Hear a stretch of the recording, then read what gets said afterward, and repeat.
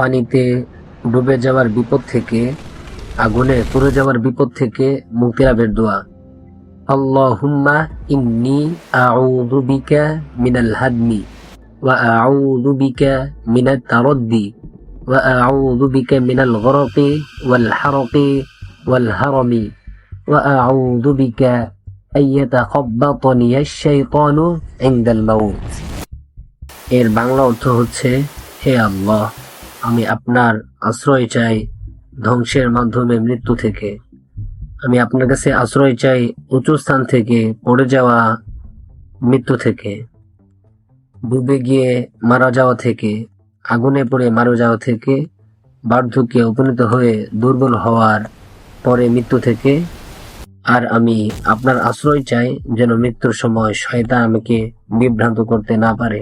হাদিসের সূত্র সহিহ মুসলিম হাদিস নাম্বার 708, সুনানে আবু দাউদ হাদিস নাম্বার 1552, সুনানে আন-নাসাই হাদিস নাম্বার 5474।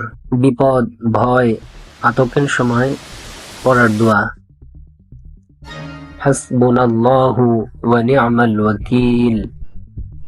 বাংলা অর্থ, আমাদের জন্য আল্লাহই যথেষ্ট আর তিনি উত্তম রক্ষাকারী।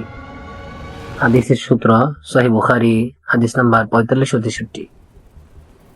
এই দোয়াটি ইব্রাহিম আলাইহিস সালাম ও রাসূলুল্লাহ সাল্লাল্লাহু আলাইহি ওয়াসাল্লাম উহুদের সময় বলেছিলেন যখন শত্রুদের ভয় ছিল।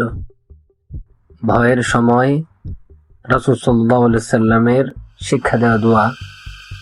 আল্লাহুম্মা ইন্নী আউযু বিকা মিনাল হাম্মি ওয়াল হাযান ওয়া আউযু বিকা মিনাল আজজি ওয়াল কাসাল ওয়া আউযু বিকা মিনাল জুবনি ওয়াল বুখলি ওয়া আউযু বিকা মিন গলাবাতিদ দাইনি ওয়া কাহরির রিজাল।